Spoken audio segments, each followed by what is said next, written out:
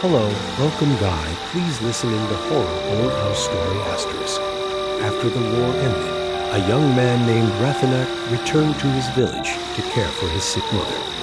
On the far edge of the village stood an old wooden house that everyone avoided. People whispered, "It's haunted." But with no money and no place to stay, Rathanak accepted the offer of an old man who said, "You can stay there for free if you're brave enough." When he approached the house, its roof sagged, the walls cracked, and cobwebs hung like curtains. He pushed the creaky door open. Creak. The air inside was cold, heavy, and strangely still. He lit a candle. The furniture was rotten, covered in dust. That night, Rathanak lay down on an old mat in the back room. Just before falling asleep, he heard a faint voice from above the ceiling. "It hurts. Help me." He froze. But when he listened again, nothing. He told himself it was just his imagination after years of war. Still, the unease began to creep in. Asterisk the next day, Rathanak repaired parts of the house.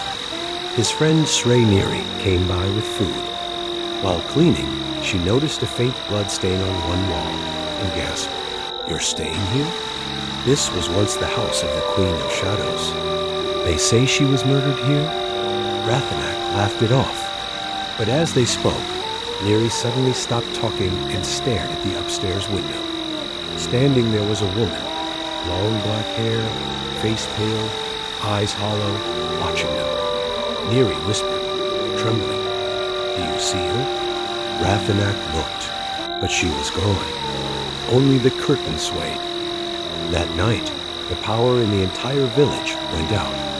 Rathanak lit a candle, looking for something to burn for warmth. He noticed an old leather box tucked behind a broken cupboard.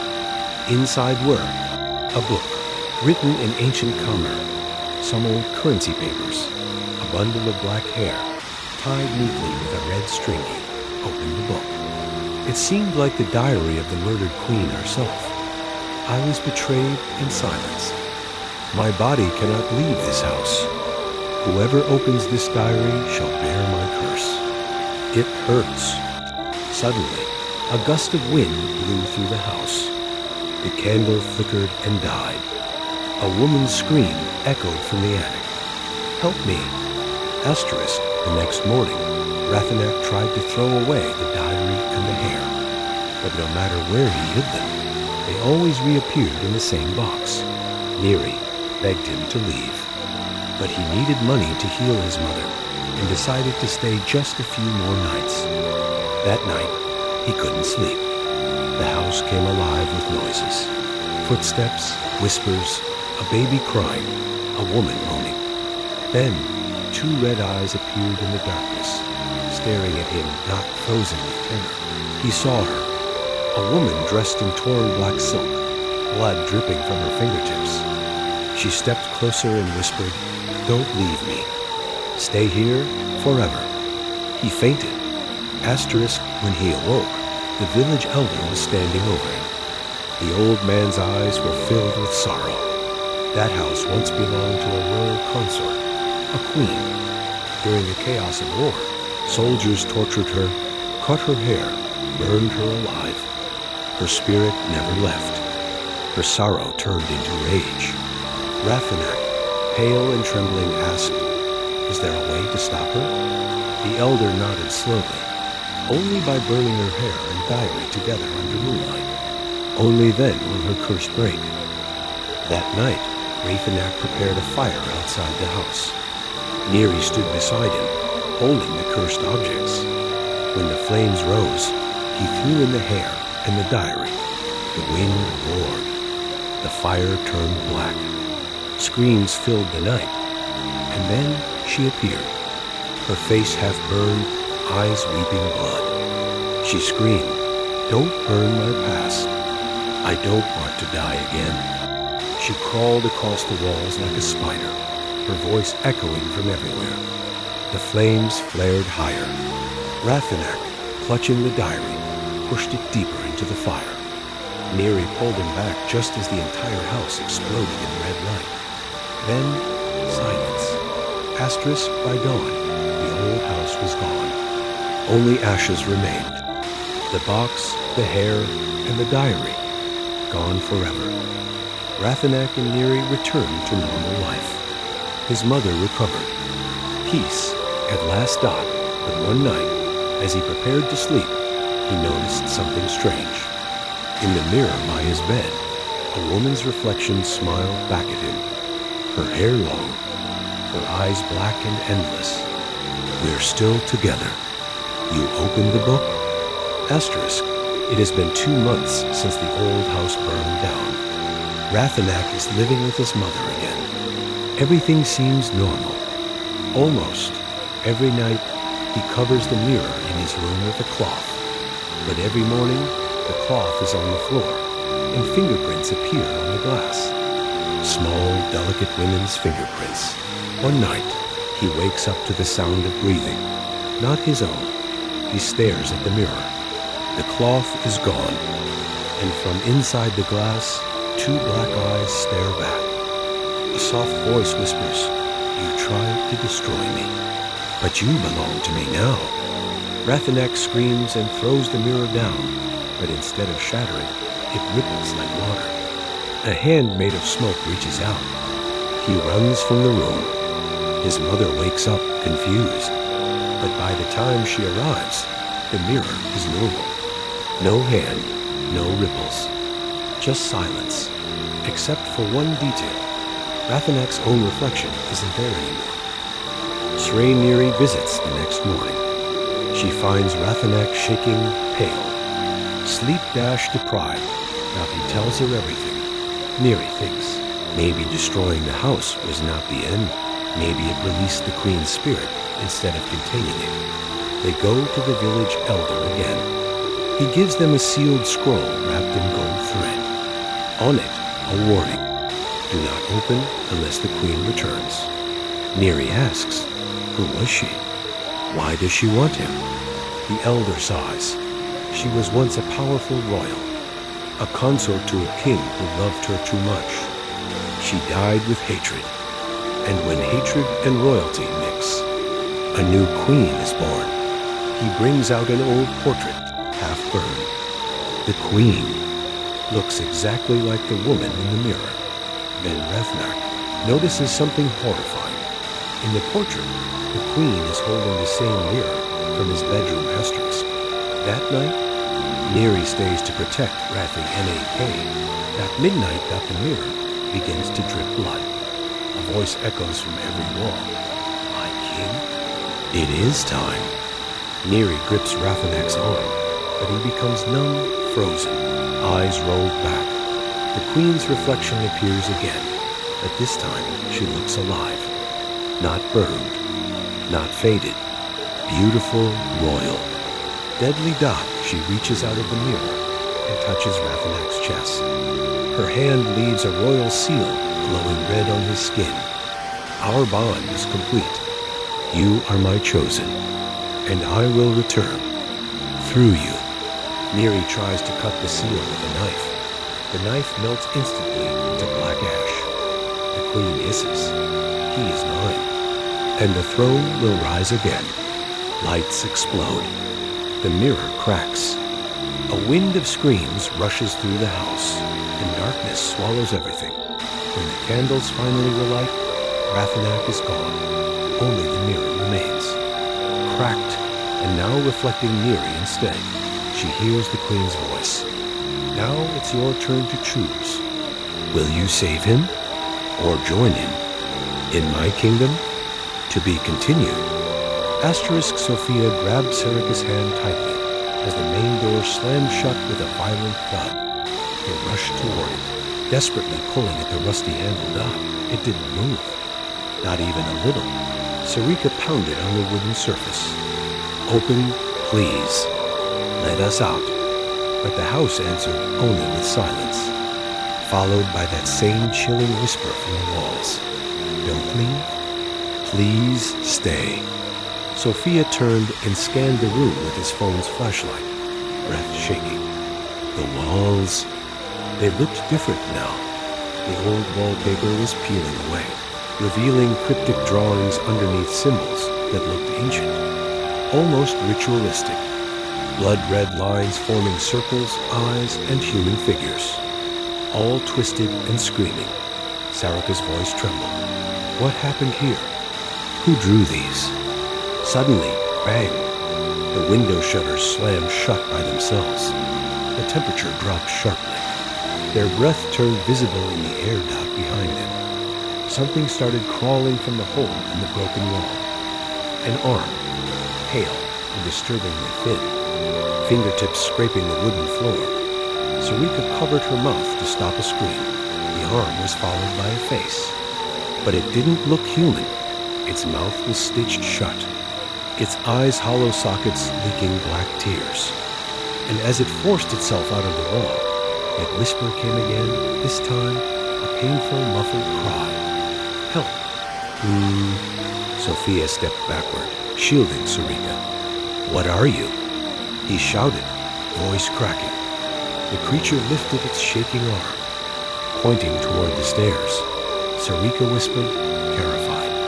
It wants us to go up. Sophia shook his head, panic building. No, I'm not following that thing anywhere. And then the house roared. Every door, every piece of furniture, every window shook violently, like the house itself was angry. The creature's body convulsed, and the stitched mouth ripped open, blood spraying across the floor as it screamed with a voice that wasn't just one voice, but many, upstairs, now. Sophia and Sarika had no choice. They ran toward the stairs, hearts pounding, while the creature collapsed behind them, whispering its final plea. Set. You see? Sophia and Sarika's hands trembled as they climbed the narrow, creaking stairs. The air grew heavier with each step, thick with dust and a metallic scent of old blood. Every step echoed through the house, but the sound seemed to vanish before reaching any wall, like the house was swallowing it down at the top. A single door stood at the end of a long hallway. It was old and rotted, but reinforced with iron bars. The handle rattled when Sophia tried to turn it, but it wouldn't budge. Sarika whispered, "What's behind that door?" Something horrible. The walls around them began to whisper again, faint voices overlapping. Open, open, open. Their fear was almost unbearable, but a strange pull drew them closer. Sophia found an old key hanging on a rusty nail nearby. It was heavy, covered in dried blood, and etched with unfamiliar symbols. His hand shook as he inserted it into the lock-clip-dot. The door creaked open. Inside was a room frozen in time. Broken furniture, old curtains blackened with soot, and a small wooden chest in the center. The floor was littered with old journals, photographs, and strange trinkets, all covered in dust. But the most disturbing sight was the wall covered with hundreds of names, scratched deep into the wood. And beside each name, a tiny handprint. Some of the handprints were fresh, glowing faintly red. Sarika gasped. These are all the people who disappeared here. As Sophia stepped closer to the chest, a cold wind blew out the candle he carried. And in that darkness, he felt a hand brush against his neck. A voice, dry and whispering, hissed into his ear. You shouldn't have opened it. Now you belong to me. The chest creaked open on its own. Inside lay a bundle of black hair, a torn diary, and an old mirror shard. The diary's pages seemed to writhe as if alive, the letters moving like slithering shadows. Sophia froze. Sarika's hand found his arm, trembling. This is the secret of the house. It's her? The Queen. She trapped everyone in here. Suddenly, a cold wind slammed the door shut behind them. They were trapped, and the whispers grew louder, almost chanting, Join us. Join us, join us. The house wasn't just haunted anymore. It was alive, and it had plans for them. If you want, I can continue part 6, where they dare to confront the Queen's spirit in that locked room. Continue to horror story The Water Ghost Asterisk. In a remote village by an ancient river, people said no one should venture near the water at night. Villagers spoke of a woman named Manaramia, who had died in this river years ago. When it rained at night, soft cries and screams could be heard mingling with the flowing water. A young man, Sophia, decided to investigate. Trembling, he approached the riverbank after a heavy downpour. Curiosity stronger than fear got. As he walked beside the water, the splashing of the river mixed with the rustling leaves. Suddenly, a faint female voice called out, "Help! Don't leave." Sophia's heart raced. He tried to convince himself it was only the rain or a water animal, but when he looked into the river, eyes were staring back at him from below the surface. Asterisk Sophia couldn't pull away. The water glowed faintly under the moonlight, and the voice grew clearer. "Don't go. Please listen to me." A shadowy figure appeared just beneath the surface of the water. Sophia could not tell if she was alive or dead. He tried to step back, but his legs felt heavy, as though the river itself was holding him in place. The figure's soft, sorrowful voice drifted through the night. "You should not have come here, but now that you have." Sophia realized the river held a terrible secret one that might never let him leave. Asterisk following the woman, Sophia reached a small island in the middle of the river. There, he found old footprints and a tattered note on the rocks. The note read, "I was killed by river thieves, but the sunlight will help. Beware. Those who come here may become part of me forever." The rain intensified, making the river roar louder, and Sophia's eyes caught the figure dancing above the water. Fear coursed through his body as he realized the river's secret was alive, watching him. Asterisk night fell. Sophia could not sleep. From beneath the water, the woman's eyes glowed bright red, staring directly at him. "You have come. Now will you leave?" Sophia, terrified, stepped closer to the river. The water churned violently, as if hands made of liquid reached out to grab him. The red eyes revealed glimpses of burned human flesh floating in the water, twisted, ghostly forms. Cries of the dead echoing through Shadow Sophia realized the river contained a trapped curse, one that could claim him forever. He hesitated, but as he stepped into the water, the woman raised her hand, and a massive wave threw him beneath the surface. Asterisk Sophia awoke on the small island. The water had calmed, and the figure of the woman was still, watching him silently. "You have reached the end, but you cannot leave. Will you help me, or become part of me?" Sophia knew he had to fight the river's curse to survive. He grabbed a sacred rope and the tattered note, trying to block the sunlight that fueled her power. The water surged violently. The woman's red eyes flared brighter. The battle began man versus spirit. Courage against centuries of trapped sorrow got Asterisk by dawn. The river lay silent and still. Sophia returned to the village, shaken but alive. The woman was gone, the water calm. But deep in his mind, the red eyes lingered. A permanent reminder. 1 week after Sophia escaped, the village seemed peaceful. But at night, soft splashes could still be heard near the river. Sophia tried to convince himself it was just rain or drifting debris. Yet he couldn't shake the feeling that something watched him from the water. That night, he dreamed of the red-eyed woman. Her voice echoed in his mind. "You escaped, but the river remembers, and I will find you." When he woke, his reflection in the mirror seemed odd. The water in the mirror rippled unnaturally, and for a brief second, he saw her eyes staring back at him instead of his own. Sophia's heart sank. He realized the spirit had returned, and she was no longer confined to the river god Asterisk the next morning. Sophia ran to the village elder, Master Chan, a wise man who knew about river spirits. "You've angered the river ghost," Master Chan said gravely.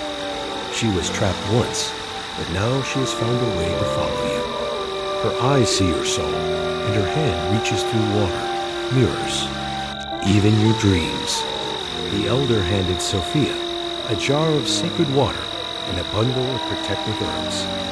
"You must fight her before she fully possesses you," the elder warned. "But beware, the more you try to control her, the stronger she becomes."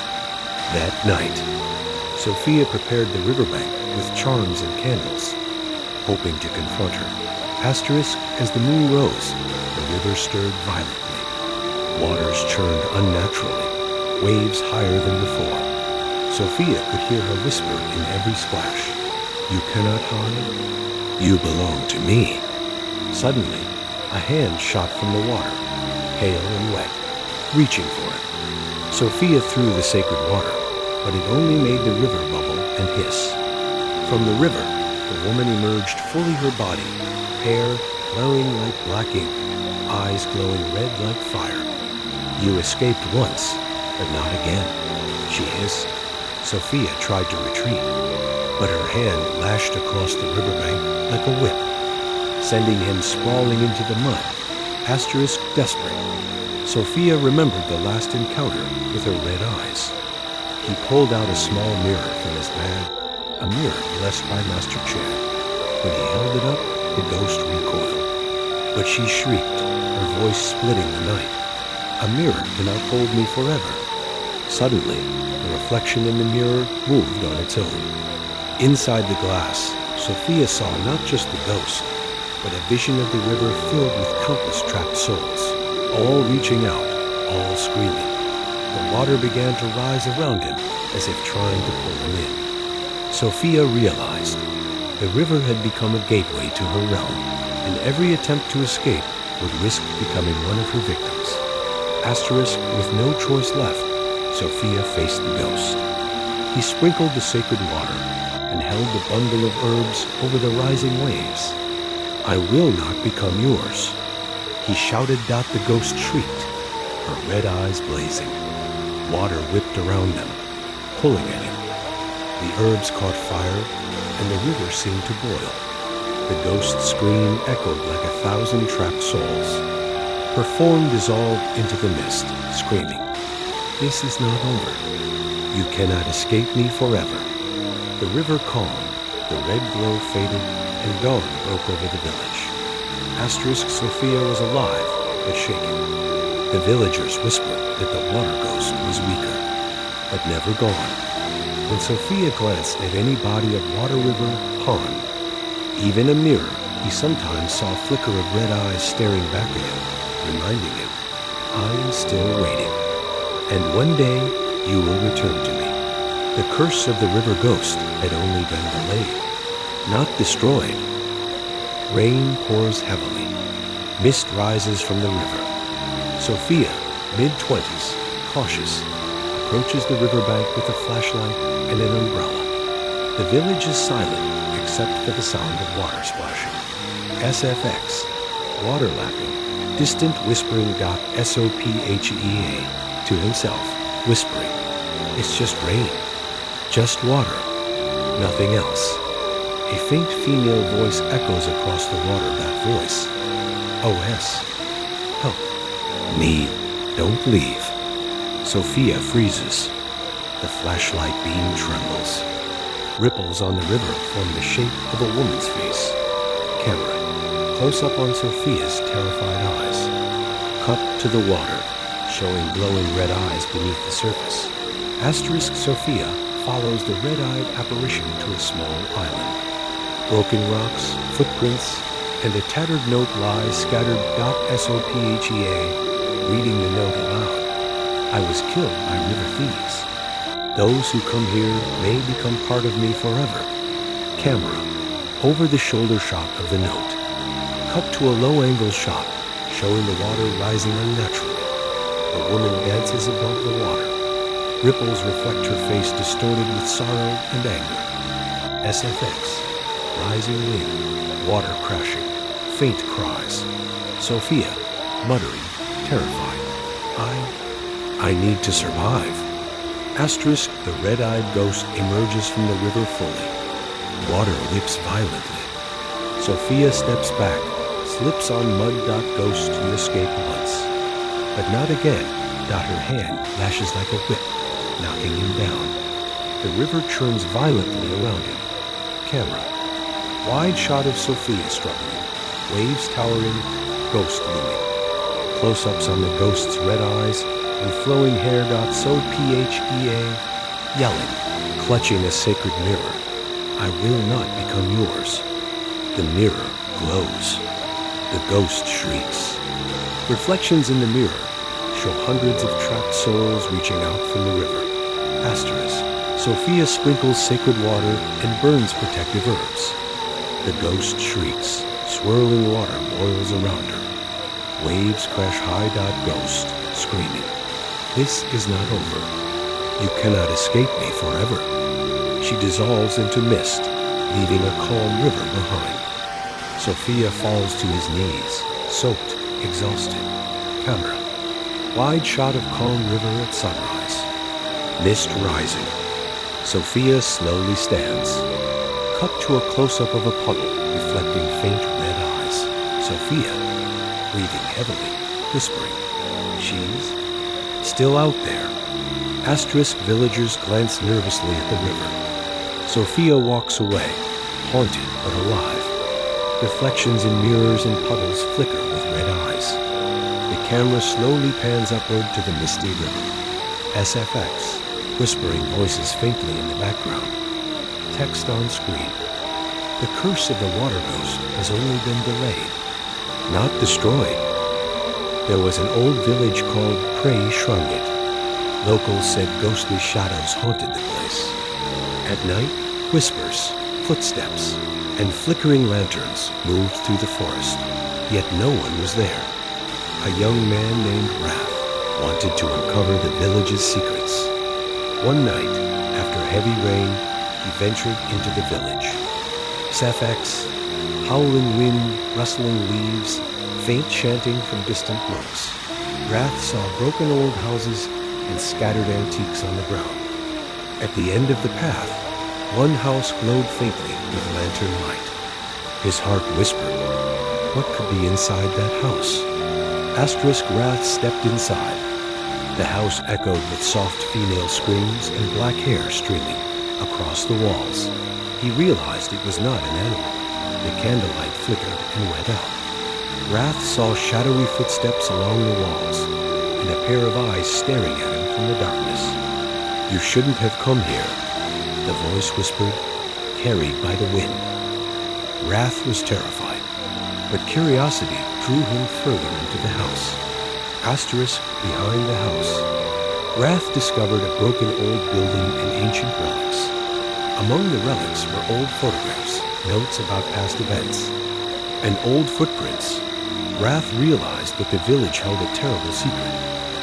A woman named Sofa had died there. She had died in sorrow and anger, but her spirit remained trapped in the village. You have come. Will you love me or become part of me? A voice whispered. Asterisk, Wrath fought the shadow ghost. He used a flashlight and a sacred rope to block her power. The ghost flailed, releasing dark flashes of light. Her eyes glowed red, and her whisper echoed everywhere. You cannot leave. You belong to me. Wrath used the flashlight and sacred rope to contain her. The ghost shrieked and disappeared into the forest shadows. Asterisk, by morning, the village was quiet.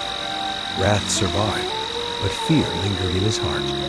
The ghost's eyes were still etched in his memory. A warning. Locals said the old village could never forget its past. Wrath realized the spirit remained and would return someday. Ixt. Prey Shrungit village night. Rain falls heavily. Mist curls around broken houses. Wrath, mid-20s, cautious, walks down a muddy path holding a flashlight. SFX. Wind howls. Leaves rustle. Distant faint chanting from monks. Wrath to himself, whispering. Just old houses. Just rain, nothing more. A faint female voice echoes across the village. Voice, OS, you shouldn't have come. Wrath freezes. The flashlight beam shakes. Shadows in the distance form the shape of a woman's face. Camera, close up on Wrath's terrified eyes. Cut to shadowy figure, moving through mist. Asterisk Wrath steps inside a broken house. Candlelight flickers. Black hair seems to float along the walls. SFX. Soft, echoing female screams dot Wrath, muttering, frightened. It's not an animal. Shadowy footsteps move along the walls. Eyes stare at him from darkness. Ghost. OS. You shouldn't have come here. Camera. Low angle shot of the ghost's eyes glowing red.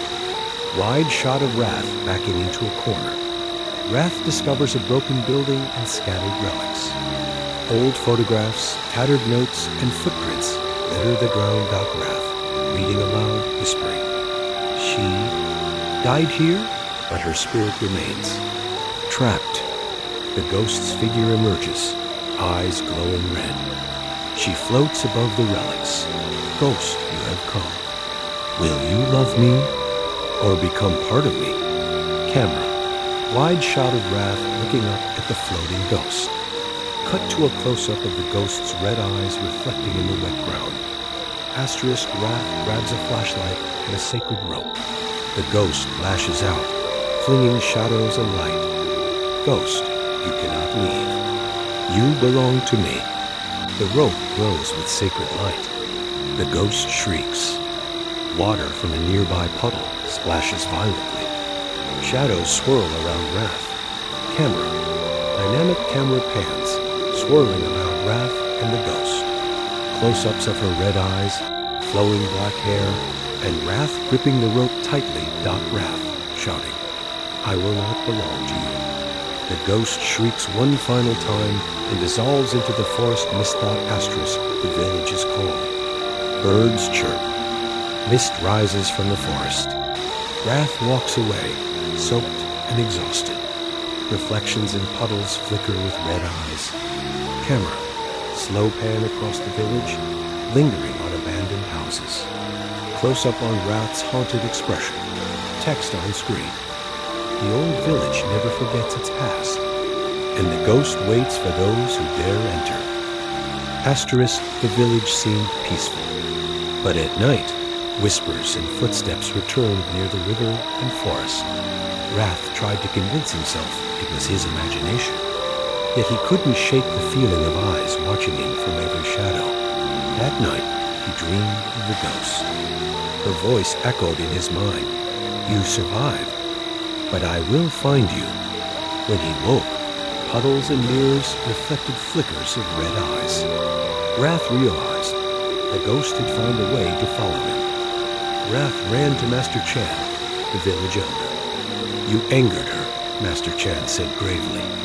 She was trapped once, but now she can reach you through shadows, water, even your dreams. The elder gave Wrath a jar of sacred water and a bundle of protective herbs. You must confront her before she fully possesses you, the elder warned. That night, Wrath prepared the riverbank and forest edge with candles, herbs, and charms. The moon rose. The river churned violently. The ghost appeared fully. Pale, flowing black hair, glowing red eyes. You escaped once, but not again? She hissed out her hand, lashed like a whip. Waves rose around Wrath. He threw sacred water at her, but it only made the river boil. Camera. Wide shot Wrath struggling. Ghost hovering above water. Red eyes blazing. Asterisk desperate. Wrath pulled out a mirror blessed by Master Chan. When he held it up, the ghost recoiled. But inside the mirror, he saw hundreds of trapped villagers' faces, all screaming silently. The river began to rise around him. Wrath realized the ghost's realm had extended to the village itself.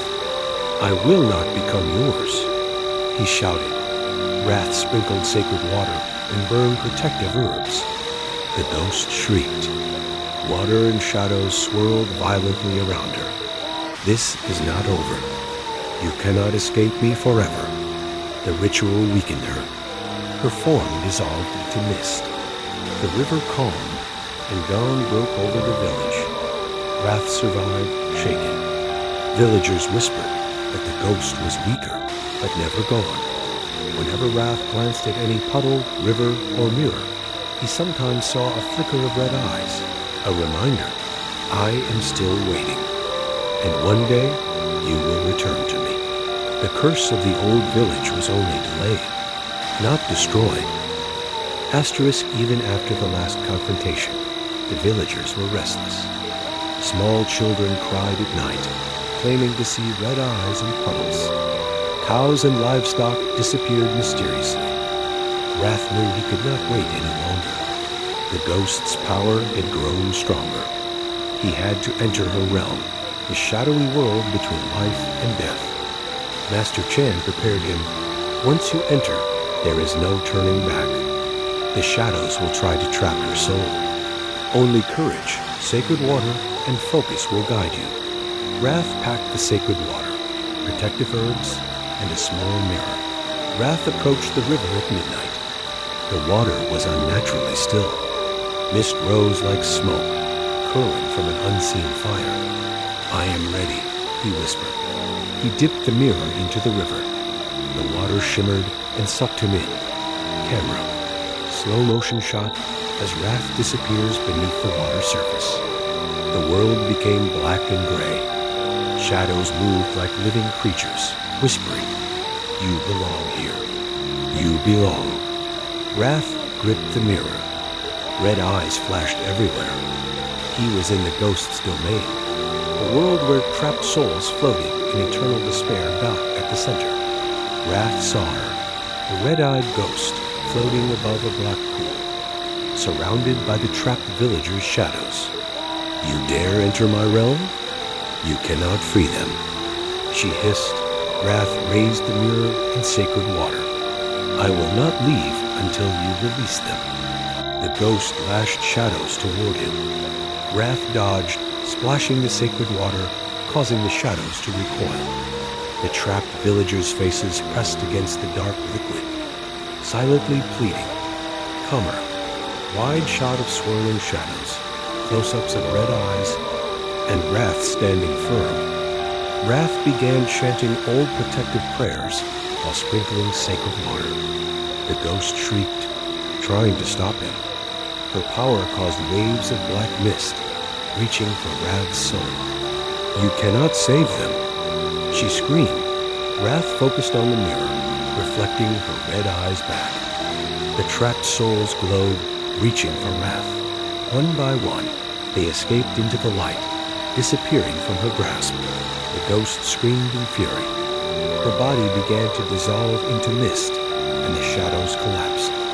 Wrath was thrown onto the riverbank as dawn broke. The mist disappeared. The villagers were free. The river was calm, sunlight reflecting off the water. Wrath looked into the mirror one last time. The ghost was gone, but a faint red glow lingered, a reminder she might return someday. The curse is broken. For now, Wrath whispered. The villagers slowly emerged from their homes, safe but shaken. Wrath knew the village had survived, but the Shadow Realm was a place no living person should ever enter again. Months later, Wrath became the village guardian. He hung the sacred mirror and herbs in a small shrine near the river. Villagers respected the river. No one ventured too close after dark. Yet sometimes, after heavy rain, the children whispered, I saw red eyes in the puddles. Wrath looked out at the river, hand on the mirror, and whispered, I will be ready. If she ever comes back, the end